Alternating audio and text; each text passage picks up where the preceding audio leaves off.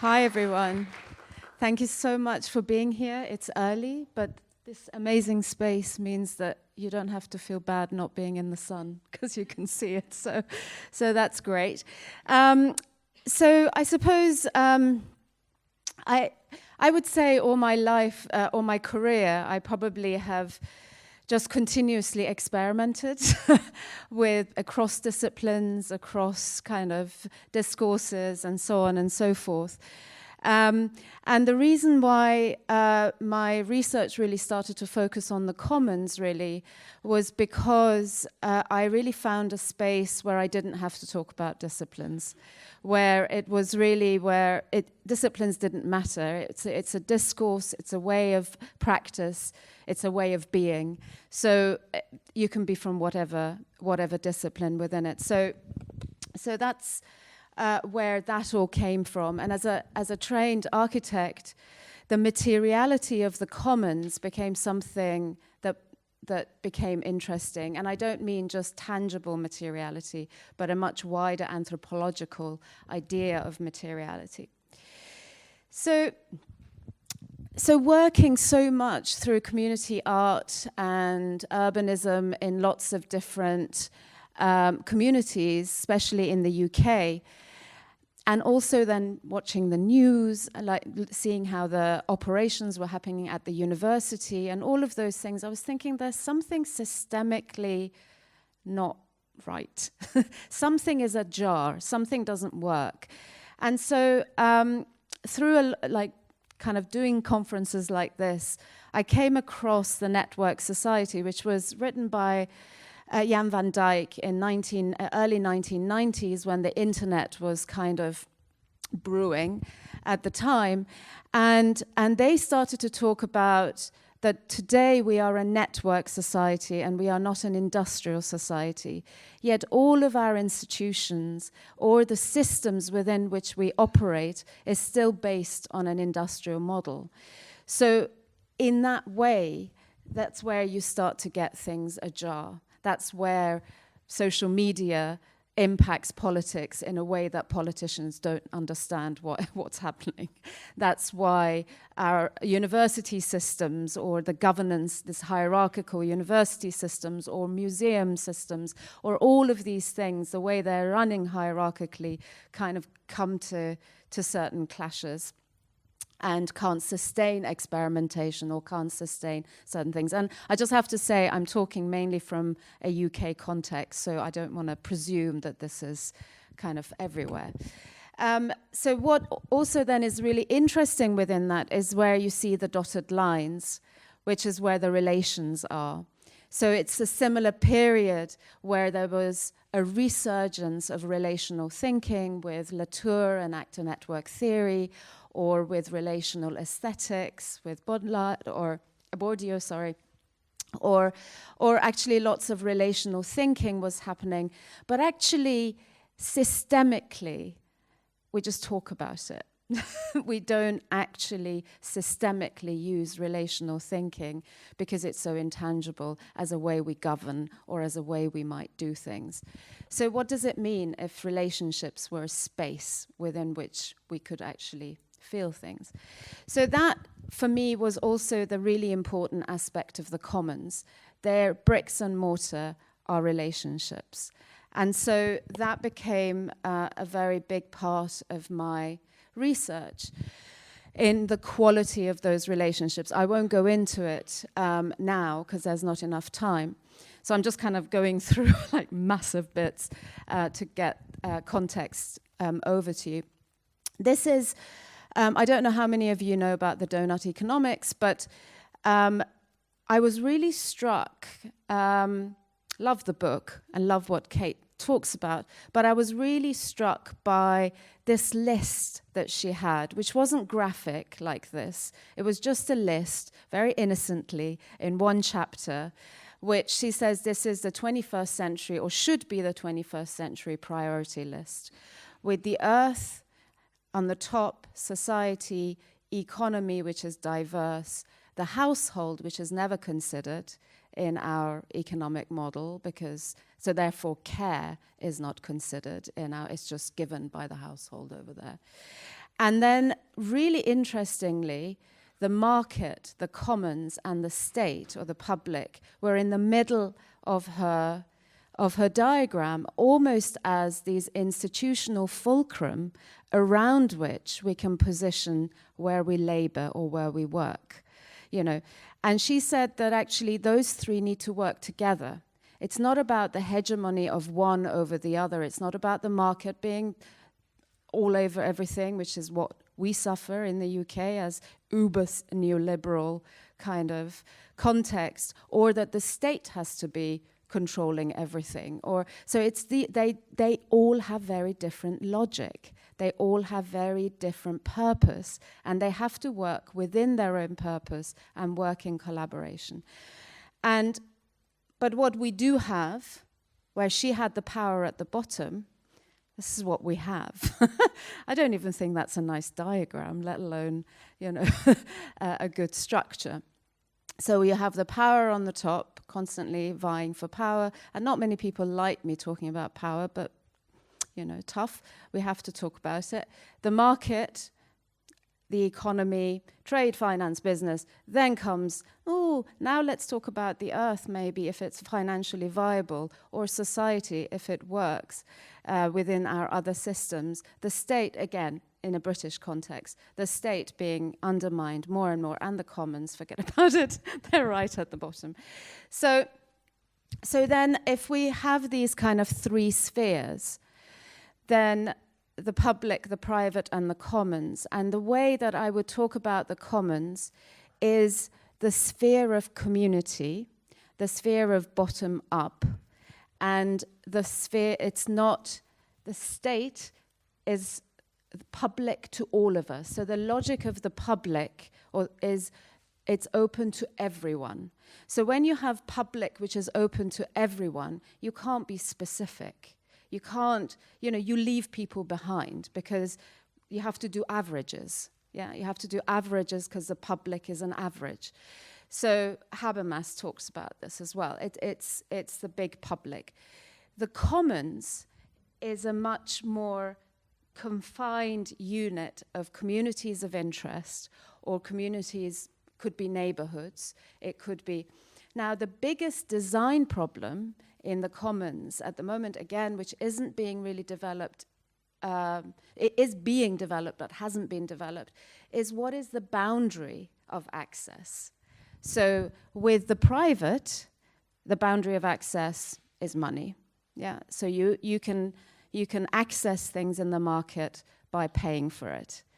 The other one, the public, is completely open to public, you know, and there is the commons. It's a much more negotiated boundary. So the biggest design problem within the commons is the design of its boundary, in order not to be exclusive, but to actually be almost permeable. So how do you do that? What are the terms of engagement? What are the what are the membership forms? What are the, you know, and so on and so forth. So that's where then you have relationships which you build trust relationships in those, because you might have 100 people, you know, in a commons, that you know each other, you make together, you create together, and so on. And I will give you an example of a commons with our practice. Now, I give you this example, which is a community garden we initiated in 2006. It's opposite my house in London. And it was a derelict space that we kind of took over. Another really important context, which is again in the context of Britain, is that we've lost 40% of our public land since the 1980s, since Thatcher. So, and it is, to me, it's going extinct. It's a kind of, it's a problem. So a lot of my work, not my work, but our work has been also around how we can protect public land. How does my role as an architect protect public land? So this was one of those things, occupation, but actually it was a legal occupation, because we've lost all the laws of squatting, or, you know, that's all gone, thank you to the Conservative Party. So The issue here is where you see the different logic between the commons and the public. So this became a public park. So so it has to be kept open to the public as a public park. We cannot close it as a community garden, and then some people have a key. You know, that wasn't the deal. It's a park. The beds that you see, they are part of the community infrastructure of like there is a group, you can join it, very easy to join it, but we know people. You're on a WhatsApp group now, you know, and you are part of that commons, part of that community.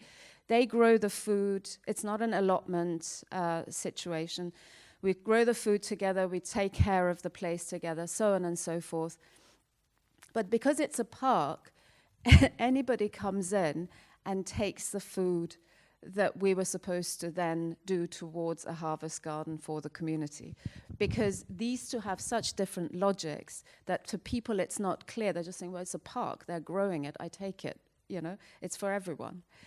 But the community say, well, no, it's not. We've been growing it for kind of the development of our commons, you know, our community, you know, it's a way we become an autonomous, you know, group. You can join us, but don't come and just take it. So that's where I think you'll see the difference between these kind of two different logics. And then once you have the commons, once you have these very strong communities, then you can actually fight ridiculous things like that. So this is literally, that's our houses, you know, these are all us in the neighborhood, and that's next to it. So you see the tiny, and then they want to build that just because they're greedy. I mean, literally you can make money from, you know, we were happy with him building it to there, but we mobilized in an instant. So if we didn't have the commons, then it'd be like knocking on the door, would you not, you know, and it would have taken so long that actually we would not have had such a unified kind of effort. And we'd overturned it 4 times now, their development. So in a way, I think it is also about the production of political communities. So the commons, the commons is not about just the production of things to protect public land, but it's also the production of political communities and solidarity of those communities. Yeah, so that. Now, I'm just going to show you, and Volker has seen this maybe 1 million times, and she was involved at the beginning when we negotiated this piece of land. So that was one piece of land in 2006. This is another one where we were asked by a community to come and help them to take over the management, to create a kind of commons group for the management of the high street in Bow, East London. And we just also having been in the art world, we were like, well, we do artists in residencies. I don't want to come and go. I want to be embedded in that community. So I want to have a space. And actually, hopefully, by the end of the project, we can also claim that piece of space again and protect it from privatization. Even if it's tiny, it doesn't matter. You know, it creates precedence. So, and what was really interesting that it's a housing association. So housing association is a private-public partnership, but they still have a public agenda. They still offer social housing, another Thatcher kind of thing. And so with the students, that facade bit, I think was going up when Volker was doing some teaching with us. And then in the next year, we created this kind of enclosure with the students and just created a classroom. And as you know, in Britain, it's not free to have university education anymore. So we ran free architecture lessons from here and basically opened it up and said, free architecture classes, enter as you wish. So we did this, and then we did a lot of then programs where we asked like community groups to do different projects. Art projects, there was an exhibition space, we did these kind of chair making, so they came back. We invited lots of artists, and not anyone who wanted to use, so we sent an invitation for people to use it, it just couldn't be for commercial purposes. And then what we did, we created this document as evidence of the social value of the land. So it's no longer just has a financial value. So, if you build a house, it costs, it will give you a £400,000 return, but actually there's a social value. So you can't just say that's the only value it has. So we used this document to take over the land. Now, literally, as we speak, it has been completed as a permanent piece of architecture. It's a room, and it's going to be run by a local community group. And so it has transferred now from a potential endangered kind of piece of land for 30 years, I think 25 to 30 years, as a common space. So it's those kind of transitions in power through these kind of design interventions that in this case has been could be an installation, where it's a temporary piece of architecture, I would say. And I think this kind of notion of intervention, intervening, coming in between something to change the narrative or to change the value is something I'm doing as a method more and more.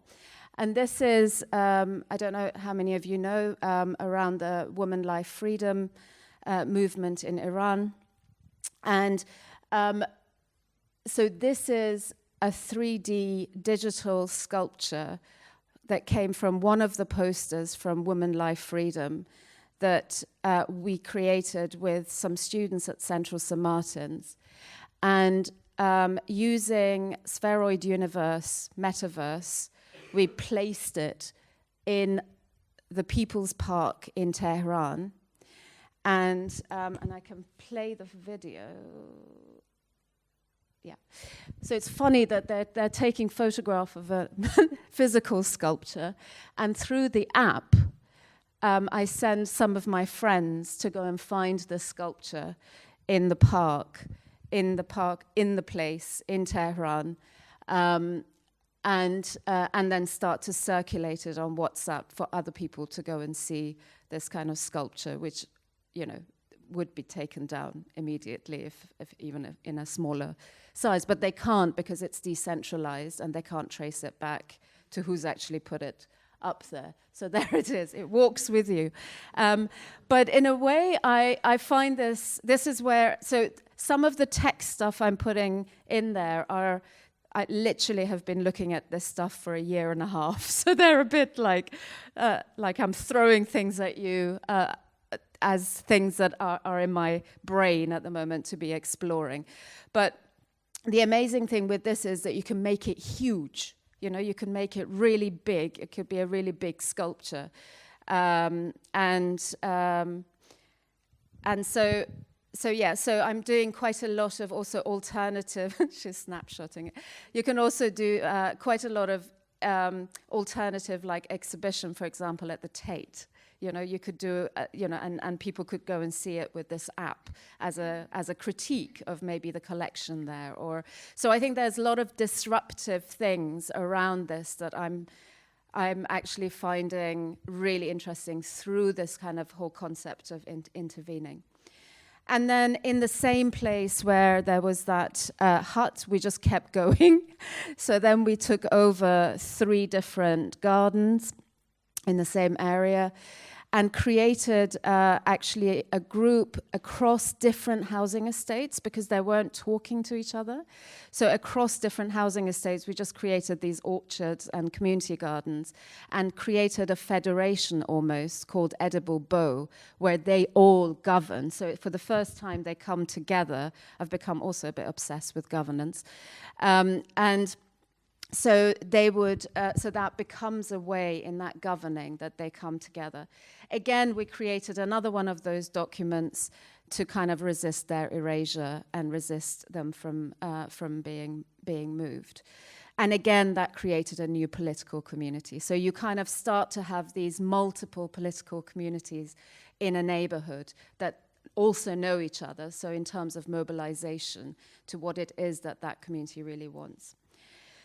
And this is the final bit, which is I really convinced them to do a neighborhood plan. Amazingly, it's a legal way for communities to develop a development plan that whoever comes to develop in an area, they basically can, they have to refer to this. So you will have the London plan, the local government plan, and the neighborhood plan. It takes 4 years to go through, but it's incredibly bottom up. I mean, I can talk about it maybe in the pub because we don't have time now. But it was really fantastic because we divided the neighborhoods into, this is 20,000 people in this neighborhood plan. So we divided it up into smaller neighborhoods of about 3,000, got ambassadors in each one of those neighborhoods and ran a whole series of events of what it is that they believed their neighborhood was, what was it they wanted, and so on. And then developed a policy document that is the planning policy document. So this is another urban commons at a much, so we've gone from a scale of a room to a network of gardens to an urban neighborhood as commons. And each one of those has created a huge kind of number of political communities around it. So that's where I'm going to throw another one in. It's another thing I'm looking at the moment, which is the decentralized autonomous organizations on the blockchain. In all of those kind of different systems, different projects that I was showing you, the biggest challenge is the human time and resource needed to manage these kind of complex organizational groupings and organizational systems. So I'm working at the moment with an organization in the UK called Factory DAO, and they're really kind of developing really interesting kind of ways to think about DAOs around meritocracy, tokenization, how do we deal with scaling up of the commons through kind of these peer-to-peer technology, peer-to-peer methods. So they are decentralized, they're supposed to be autonomous, and of course they're organizations.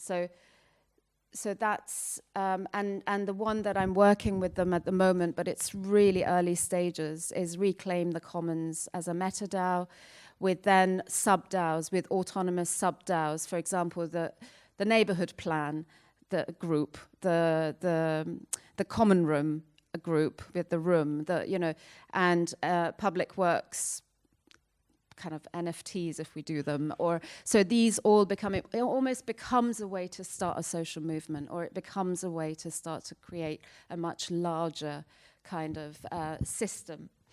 And that comes from the structure of public works itself. So in public works, we are almost a DAO, but not on the blockchain. So the founding members were Katrin Böhm, Andreas Lang, myself, Sandra Denike, and Stefan Saffer. And then for different reasons, people moved away, did other things or whatever. And we ended up with just the two of us, Andreas and myself. And then we were like, this is not, like, we wanted a collective, it has to be a collective. So what we started to do was to actually open it up to our students to become directors. So there was a period of 2 to 3 years where it was much more around informal collaboration. We said to them, we mentor, we support you to develop your own interest, your own set of clients, the way that you might bring work in or generate income, because I don't want to be your employer, and so on and so forth, and then you become a director. So this process happened, and now there is 9 of us directors. We have only employees linked to projects. We have no employees. So I keep getting phone calls from the company house going, how can you be 9 directors and no employees? I'm like, you don't have a structure that I can do this. So it's interesting because it starts to disrupt also those industrial mechanisms that we're talking about in terms of networked, more decentralized. So they're in control of their own labor. They can take time off or not take time off or do more or whatever. So in terms of concrete labor, they're really in control of it. They have their own networks, they have their own clients, they're free to take whatever work they want. We all put 20% into a collective pot to run the space that we have and so on and so forth. So it is a DAO in a way.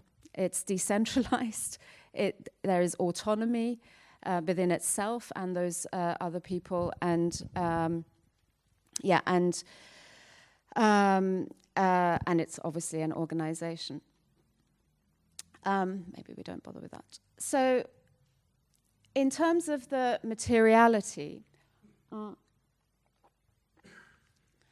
in anthropology, materiality is much wider than physical, tangible things. So if there are anthropologists here, I apologize if I'm telling you things that you might know already. But it's much wider. It's about systems, it's around, it's around intangible things, it's around ideas, it's kind of much, much wider. And this is something that I'm working on right now. I've just put quite a large funding application to really dig into this much wider.